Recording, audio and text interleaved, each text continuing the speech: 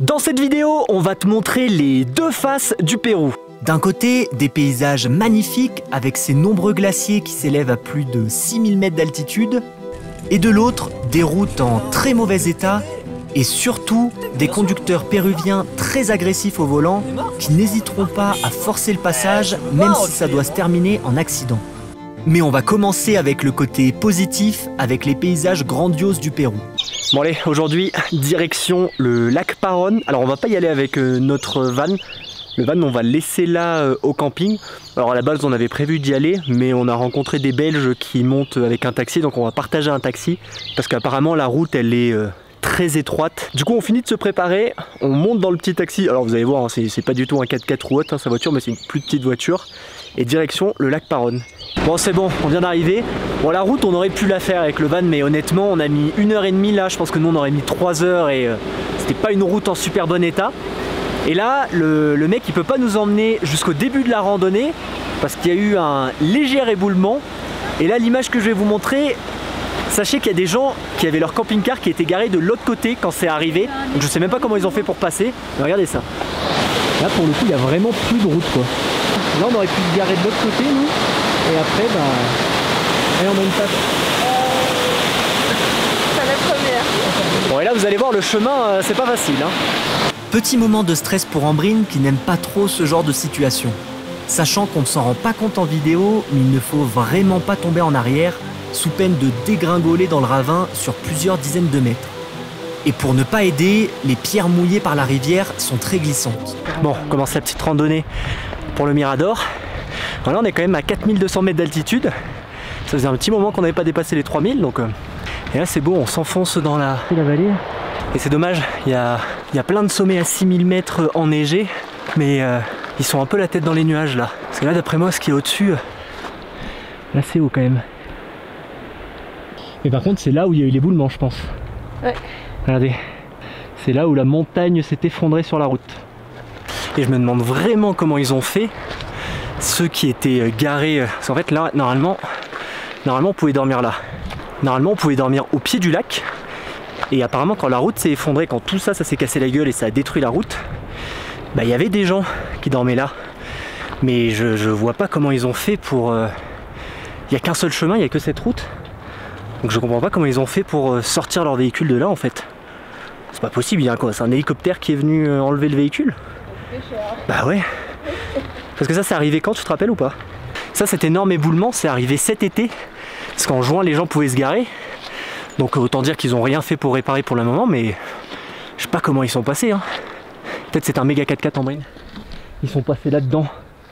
On est ensuite arrivé en haut du Mirador et on a pu découvrir le magnifique lac Paron. Entouré de glaciers à plus de 6000 mètres d'altitude, cet endroit nous a vraiment fait penser aux Rocheuses canadiennes, sauf que là, pour le coup, il n'y avait personne. Avec le drone, on a aussi pu se rendre compte de l'ampleur de l'éboulement qui s'étend du sommet du glacier jusqu'à la route. On a ensuite entamé notre descente pour aller se balader au bord du lac, mais ça s'est pas passé comme prévu. Et on va par où? Bon. En vrai, non, on s'est trompé de chemin. Mais après, il faut me passer par là, je pense. Oui, là, tu fais ça. On s'est un peu trompé de chemin sur le retour, donc on passe par un truc un peu plus raide. Oh là là, c'est de la merde. Allez. C'est de la merde, mais comment elle parle? Vous l'entendez parler? Il faut... Oh là là, il faut un peu le faire à 4 pattes, quoi. Ah, Ambrine fait la boue. En plus, ils doivent nous attendre, ces dames ils sont où? Oui, c'est qu'on est encore avec la famille belge là. Ils doivent se dire, mais ils sont où les deux teubés de français là? Et ouais, je sais pas comment on a fait, on a pris un chemin. Oh bah, j'ai failli partir un peu d'avant là. Oh là, punaise. Pierre. Il n'y a personne en dessous, on voit. On va peut-être les retrouver là, du coup, comme on a pris un raccourci. Ah non, je les vois. Ils sont plus en bas. Il faut vraiment pris un chemin de merde. Aïe. Oh, c'est chiant. Oh. On est presque en brine. Là c'est... Oh là. Allez doucement, petit à petit. C'est la fin là, on retrouve le vrai chemin. Et oui, vous ne voyez pas souvent, mais ça arrive que Ambrine râle. Oh là, doucement. C'est une nouvelle technique Ambrine. Bah je glisse sur les fesses. On y est presque. Je vois le chemin, il est juste là. Il y avait un beau chemin tout là, tout celui qu'on a pris à l'aller. Et je sais pas comment on s'est démerdé, mais on s'est retrouvé là-dedans. Attention, mode pas désagréable. Action. C'est les derniers pas. Je vais me tenir. Je suis toute dégueu. Et pourquoi tu te laisses glisser là? Remets-toi un peu debout. Je vais même pas me tenir là. Et là, t'as juste le truc là. Ah, je te tiens la main, regardez ça comme je l'aide. Oh, t'as la main pleine de terre. Mais je suis dégueu là. Oh là là. Ah, regarde mon sac. Oh. Il est pas trouvé hein. Bonne qualité. Bon allez, on a retrouvé le chemin normal. Du coup, va falloir qu'on accélère parce que ils nous ont mis. Ils sont arrivés en bas là. Bon, on n'est pas très loin. Hein. Franchement, c'est super beau. Ça fait vraiment penser. On se croirait un peu au Canada dans les Rocheuses là. Ça fait vraiment penser aux Rocheuses canadiennes. Sauf que là, il n'y a personne. Mais c'est vraiment très très beau. Donc maintenant, ce qu'on va faire, c'est qu'on va redescendre. Donc on est reparti pour 1h30 de taxi là, où ça bouge un peu. Donc allez, je regarde une dernière fois. Et là, l'eau, mais elle est d'un bleu. Je sais pas si on s'en rend vraiment compte en vidéo.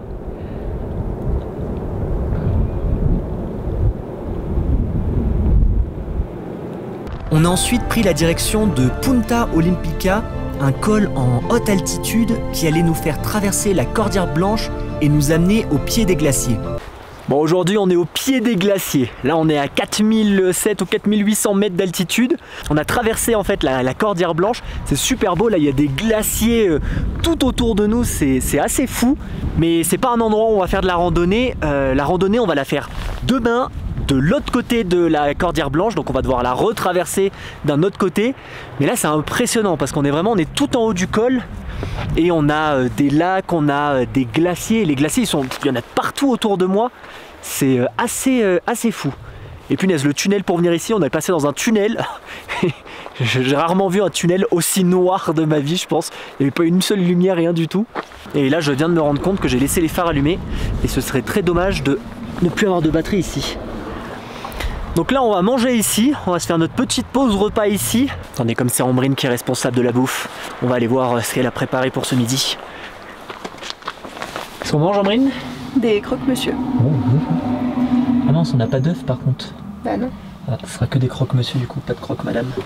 Donc on mange nos croque-monsieur et ensuite on reprend la route de l'autre sens. Bon allez, on se retrouve quelques jours après.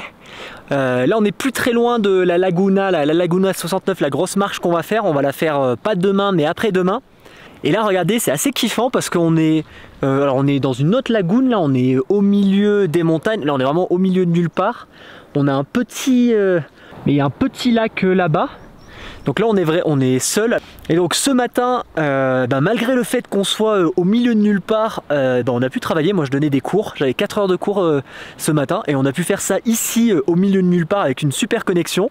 Parce qu'on a notre petit Starlink sur le toit.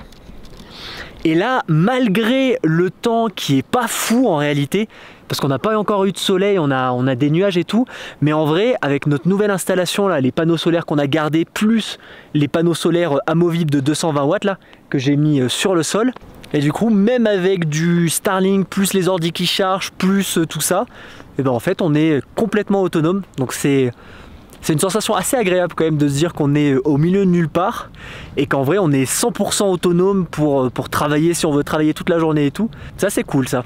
Et là il n'y a vraiment personne. Hein. Il y a juste cette lagune qui est là-bas. Les arbres. Et je crois que là-bas il y avait des monts enneigés mais là il fait pas assez beau. Donc vraiment content de notre nouvelle petite installation électrique slash internet. On va encore l'utiliser pendant 1 mois, 2 mois pour voir un peu tous les problèmes. Et après je ferai peut-être une vidéo dédiée à ça. Voir ce qui est bien. Il y a des fois ça marche pas super bien, hein, mais il y a des moments où c'est un peu plus chiant. Mais globalement on est quand même plutôt content. Donc allez, on finit notre petite journée de travail, on mange. Et ensuite ce soir on va aller dormir vraiment au pied de la randonnée pour pouvoir partir tôt, soit demain matin, soit après-demain, on verra. Bon allez, c'est le grand jour, on est parti pour notre randonnée là du lac 69. C'est quand même une belle randonnée, ça fait longtemps qu'on n'en avait pas fait comme ça. Alors on devrait être les premiers normalement parce que ça c'est le parking. Là on est sur le parking où tous les gens viennent se garer pour la randonnée et il n'y a personne, mis à part des oiseaux. Alors il est tôt, hein, il est 7h du matin. On nous a dit que les gens ils arrivaient plus vers 8h, 9h, donc c'est pour ça qu'on va partir aussitôt. On a notre petit pick-up qui est garé. Là on a passé 2 jours ici en réalité parce que là il y a grand ciel bleu. Mais les 2 derniers jours c'était pluie non-stop. Donc on n'a pas osé la faire avec la pluie. Là on a d'autres petits pick-up. Et on a une belle vue sur la vallée. Et du coup nous on doit monter quelque part vers là-bas. Est-ce que tu es prête pour cette randonnée, Ambrine? Je suis prête. Eh ben allez, c'est parti. J'ai mon petit sac, mes petits bâtons. Allez, c'est parti. Ah oui, et là on s'en rend peut-être pas compte, mais on est aussi en altitude. Hein. Je crois que quand on arrivera en haut de la lagune, on sera à, je crois qu'on sera à 4800 mètres d'altitude à peu près. Donc c'est quand même une randonnée en altitude. Hein. La randonnée pour atteindre la Laguna 69 n'est pas très compliquée, car la montée est assez douce. Par contre, elle est longue, 18 km, et avec quand même 800 mètres de dénivelé positif. Voilà, Ambrine, comment tu te sens? J'ai un peu mal à la tête. Un peu mal à la tête. On est peut-être parti un peu vite. Ouais, c'est vrai que mine de rien, on est à 4000 quasiment. On est peut-être parti un petit peu vite. Et là, ils sont impressionnants les monts là en face. Il y a une sacrée cascade là. Bon allez, on se rapproche, on n'est plus très loin je pense là. On devient très proche de la cascade. Là la grosse cascade elle est juste là. Là il y a tous les glaciers. Ambrine qui arrive. Ça doit nous rester une petite heure de marche là. On n'est pas si lent que ça quand même hein, parce qu'on pensait être parti les premiers. Parce que quand on est parti il n'y avait personne vraiment. On voyait vachement loin devant, il n'y avait personne. Et là en fait on rattrape des gens, il y a plein de gens, il y a des groupes qui ont dû partir encore plus tôt que nous. Et on est tous en train de les rattraper. Donc on a un bon rythme quand même. On est sur tout cela. C'est bon, on a doublé nos premières victimes. Elles sont derrière nous maintenant. Ambrine est contente. Non, Ambrine n'aime pas. Et du coup quand je vois des gens, j'ai tendance à accélérer pour les doubler. Et du coup Ambrine est obligée d'accélérer. Et là l'autre groupe il est juste au-dessus. Je pense qu'on va les rattraper aussi. On vient d'arriver sur un premier plateau. On a toutes les montagnes là. 1 heure? Ah bon? Bon, on a rattrapé le deuxième groupe, il est juste devant nous. Et au final, là, les 2 personnes qu'on a rattrapées là il y a 5-10 minutes, enfin il y a 10 minutes, bah, la fille elle vomissait. Donc je sais pas si c'était vraiment le mal des montagnes ou qu'elle avait un peu trop bu la veille, mais et ouais, elle vomissait du coup. Donc bon, je sais pas. Alors que regardez ça.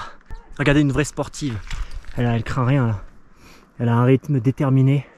Oh putain, en plus là ça rigole pas. Elle a sorti les bâtons. Donc là quand elle sort les bâtons là c'est... Les bâtons ils sont tombés. Ah, bon les bâtons sont tombés mais c'est comme si elle avait sorti les bâtons. Donc là regardez ça. Regardez ce TGV là. Regardez ça, dans 2 secondes elle va rattraper les autres. Ça va être une boucherie là. Et là punaise, on a toute la vue sur les montagnes. Ouais. Bon allez Ambrine, regarde ça. 1 km. Facile. Ça a grimpé sec je pense. Hein? Ça a grimpé sec. Ouais, je pense qu'on grimpe tout en haut de ça. Oh putain, la fin, là le dernier kilomètre, putain, il est un peu plus dur lui. Bon, on vient d'arriver au lac, la fin de la randonnée, mine de rien, on nous a fait un peu mal. En plus, c'est mis à grêler et tout, donc à la fin il faisait froid. Et là, donc c'est vraiment super beau, on a le lac, la cascade. On a tout un glacier, je me suis amusé à rapprocher un peu le drone du glacier. Alors c'est un glacier, normalement il n'y a personne qui marche dessus. Hein. Donc là on va profiter un petit peu du lac et ensuite on redescend. Mais avant d'arriver dans l'enfer de Lima, je vous propose quelques images au drone de la Laguna 69 et de son glacier.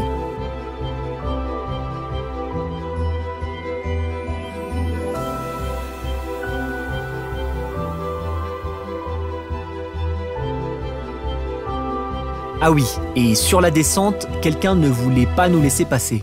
Nous avons un problème sur le chemin retour. Il y a une... C'est une vache ou un taureau en fait ça. Elle a des grosses cornes. Hein. Elle nous bloque le chemin. En plus je pense qu'elle doit remonter par là peut-être donc. Allez! Je sais pas. Ouais, elle vient de... Oh là!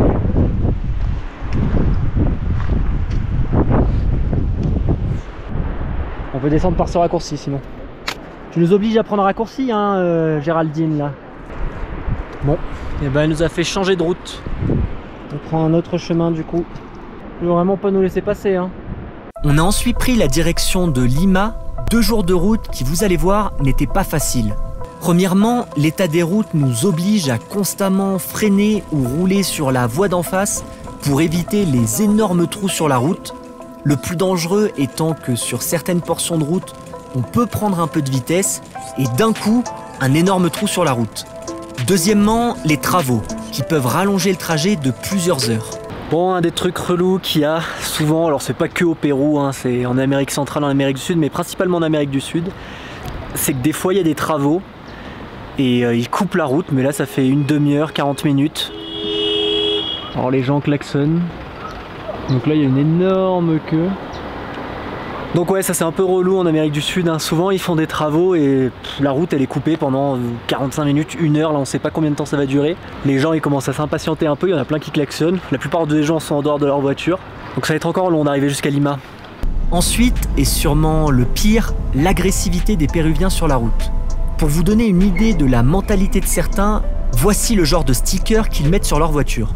Et après avoir passé plusieurs heures à se prendre des queues de poisson, à voir des taxis forcer le passage pour gagner quelques secondes, il y a un moment, j'en ai eu marre, j'ai décidé de ne plus laisser gentiment passer les gens et on a touché quelqu'un. Ouais, mais bien sûr, mais moi j'en ai marre. J'en ai marre, franchement, j'en ai marre que les mecs ils forcent. Moi je peux pas reculer, hein. Je sais pas ce qu'il fait le mec, hein. Bah, je peux pas reculer, moi. Regarde Ambrine. Qu'est-ce qu'il fait? Alors, en écrivant cette vidéo, je me dis que j'aurais pas dû faire ça, car selon sur qui on tombe, ça aurait pu nous poser des problèmes. Mais sur le moment, j'étais tellement énervé que j'en avais rien à faire. Et pour couronner le tout, on a bêtement suivi notre GPS sans voir le panneau nous interdisant de tourner à gauche. Et évidemment, la police nous a arrêtés. Fais-moi là du Il faut coup. aller sur la gauche là.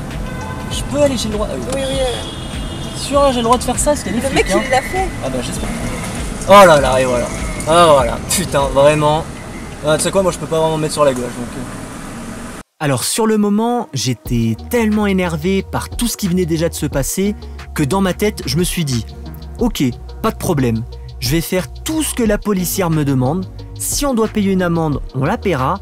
Par contre, je vais être tellement lent à chercher mes documents, je vais être tellement nul en espagnol que nos conversations n'auront ni queue ni tête, qu'à la fin, la policière se dira que plus jamais elle n'arrêtera un étranger car c'est beaucoup trop compliqué à gérer. » Et effectivement, au bout de 10 minutes, elle en a eu tellement marre qu'elle nous a laissé partir. Et après quelques minutes, on a enfin atteint notre camping un peu particulier car c'était dans un garage et on a rencontré le propriétaire, John, un Péruvien adorable qui nous a de suite redonné le sourire malgré les dernières heures catastrophiques. Comme toujours dans un pays, rien n'est tout blanc ou tout noir. Et dans la prochaine vidéo, vous allez voir que le Pérou nous réserve encore de très belles surprises.